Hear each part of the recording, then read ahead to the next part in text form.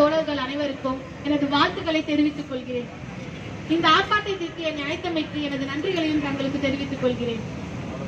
2 தீர்மானங்களை கடந்த மாதம் மாநகராட்சி நிர்வாகம் தீர்மானத்தை நிறைவேற்றியது. முதல் தீர்மானம் பாத்தீங்கன்னா சொத்து வரி.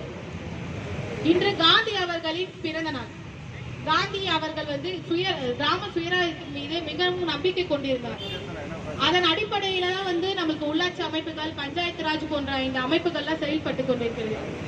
அதன் கீழ் செயல்படும் சென்னை மாநகராட்சியில் சொத்து வரி உயர்வு வருடம் 6% இருந்து கொண்டு இருக்கும் என்ற ஒரு தீர்மானத்தை கடந்த மாதம் சென்னை மாநகராட்சி நிறைவேற்றினார்கள்.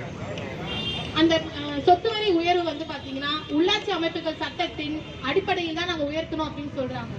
தமிழ்நாடு அரசுக்கு இந்திய கம்யூனிஸ்ட் கட்சியின் சார்பில் ஒரு கோரிக்கையை நாங்கள் வைக்கின்றோம். அந்த சட்டத்தை உடனடியாக நீங்கள் ரத்து செய்ய வேண்டும்.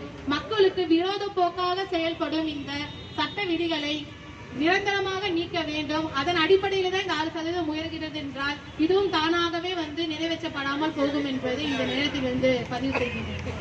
ஏழை எளிய மக்கள் தோழர் குறிப்பிட்டது போன்று பாத்தீங்கன்னா 10க்கு 10 ஒரு வகைப்பாடே இல்லை.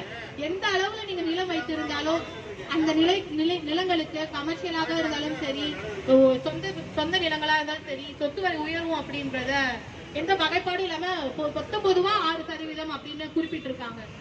ஒரு வகைப்பாடு கொண்டு வரணும். ஏன்னா ஏழை எளிய மக்கள் சிறிய நிலங்கள்ல வசிக்கின்றனர். அவர்கள் நேரடியாக பாதிக்கப்படுவார்கள். வாடகையில இருப்பவங்களும் நேரடியாக பாதிக்கப்படுவாங்க. இந்த பாதிப்புகள் பாத்தீங்கன்னா பின்போக்கில் பாத்தீங்கன்னா மாசமே நமக்கு தாக்கக்கூடும்.